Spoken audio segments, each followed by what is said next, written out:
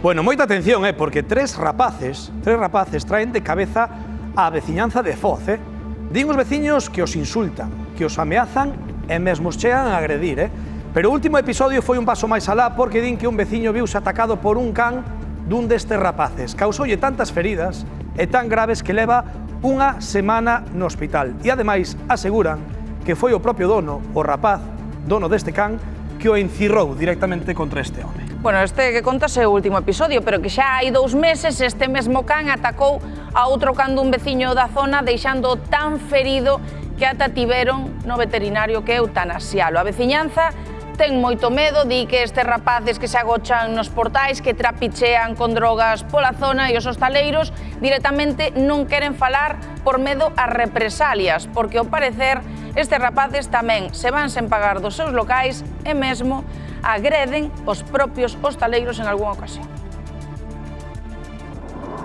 Tedes un problema aquí en Foz, non?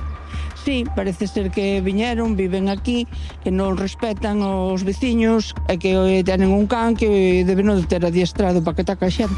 Un destes rapaces e o can residiría neste edificio en construción abandonado e aquí os veciños ven de todo. Según dicen, viven aí cerca, xusto ao pé da nosa calle, enfrente. Velos entrar nese edificio en obras, non? Vin entrar aí algunha vez. E o día que o vi iba con can. Sempre problemas follos polas calles, peleas, rompen coches. E o que máis tememos é por os nosos fillos, realmente. A mí dame un pouco de repulsos porque está todo o día aí onde está a lavandería. Ao lado da lavandería hai un portal que está un pouco metido para dentro a porta. E normalmente metes aí co can. E eu a veces paso, non se ve, e sale de repente, e é un susto.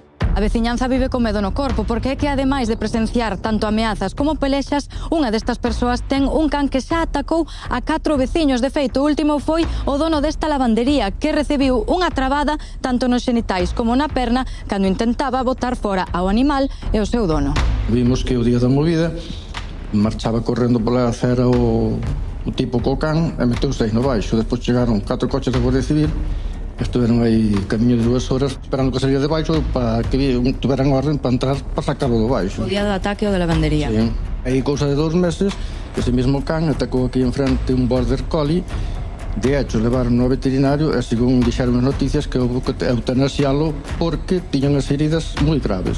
Pero quero dar un mensaxe de tranquilidade, non? Pode ser un pobo tranquilo, fora de incidentes aislados, pois que coincidan no tempo, non? E tamén en determinadas rúas, pero, bueno, vamos ter aquí a porta aberta absolutamente para atender calquera circunstancia e iso é o que debo trasladar, claro. Eu conozco unha señora que deixou aí a carteira e estaba quitando a roupa. E chamou ao marido, e la colleu a roupa, meteu nunha bolsa e saliu, correndo, non se deu cuenta. E quedoulle a carteira encima da mesa. Deu a volta e tiña a carteira, pero estaba vacía. Nen tarjetas, nen cartos, aí non había nada. O can agora mesmo xa non está na rúa. Desde o Concello encargamos tamén unha evaluación a un veterinario especializado pois, para determinar se podería considerar desa tipoloxía. É unha persona moi rara, non me gusta nada. Violenta? A mí nunca nada me fixo, pero a xente dice que sí. Sí, claro que son violentos, nosotros aquí non queremos.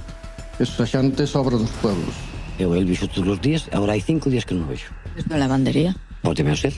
Os hostaleiros tampouco se salvan. Unha destas persoas teríalle propinado na cabeza unha puñada a un deles e ademais teríanlle reventado a furgoneta en 2 ocasións. A hostalería fala con temor e de feito prefire non facer declaracións á Cámara por medo a represalias.